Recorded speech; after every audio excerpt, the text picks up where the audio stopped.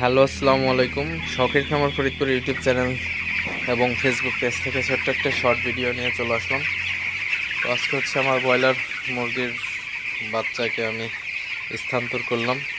তো কীভাবে স্থানান্তর করলাম এবং কোন নিয়মে করলে ভালো হবে, তো ভিডিওটিকে স্কিপ না করে অবশ্যই শেষ পর্যন্ত দেখবেন এবং শখের খামার ফরিদপুর ইউটিউব চ্যানেলটি সাবস্ক্রাইব করবেন। ভিডিওটি লাইক, কমেন্ট এবং শেয়ার করে অন্য ভাইদের দেখার সুযোগ করে দিবেন। তো ভিডিওটি শুরু করা যাক। তো আপনাদের সাথে কিন্তু আমি এই পাশে অনেক ভিডিও শেয়ার করছি যখন এই পাশে মুরগিগুলো ছিল। তো আজকে কিন্তু আমি মুরগিগুলাকে এই জায়গা থেকেই এই পাশে নিয়ে আসছি। তো এই পাশে কিন্তু আমি লিটার একদম ফ্রেশ লিটার দিয়ে দিছি। তো লিটার হিসেবে ধানের তুষটা দিয়ে দিছি। তো আমি বরাবরই ধানের তুষটা ব্যবহার করি, কারণ ধানের তুষে কোনো সমস্যা হয় না।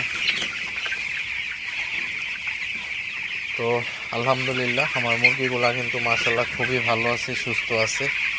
তো যদি আপনি ব্রয়লার মুরগির স্থানটা মাঝে মধ্যে চেঞ্জ না করেন, মাঝে মধ্যে বলতে আপনার সর্বপ্রথম হচ্ছে বুডিং। তো বুডিং কমপ্লিট করে আপনি যে শেডে মুরগিগুলা পরিচর্যা করবেন ওই শেডের অর্ধেক জায়গায় হচ্ছে মুরগিগুলা ছাড়বেন। তো আজকে কিন্তু আমার মুরগিগুলা ওই পাশ থেকে কিন্তু আমি এই পাশে নিয়ে আসছি।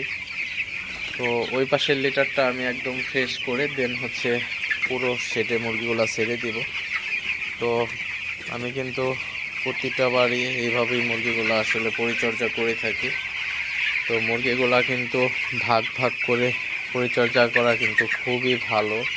আপনারা যারা ব্রয়লার খামারি আছেন তারা কিন্তু আসলে এই জিনিসটা বুঝেন। আর যারা নতুন উদ্যোক্তা আছে অবশ্যই আপনারা এই জিনিসটা একবার হলেও ট্রাই করে দেখবেন।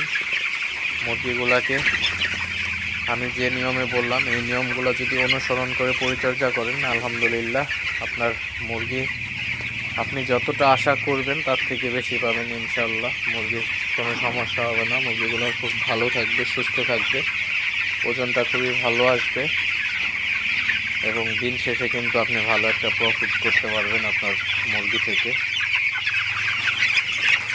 তো মুরগি হচ্ছে লালন পালনের সবচেয়ে বড় একটা সিস্টেম হচ্ছে আপনার অভিজ্ঞতা। তো অভিজ্ঞতা আপনার যতদিন আপনি এই সেক্টরের সাথে যুক্ত থাকবেন, এই পোলট্রি সেক্টরে কিন্তু 1-2 দিনে কিন্তু আপনার অভিজ্ঞতা হবে না। তো আস্তে আস্তে মুরগিগুলোর সাথে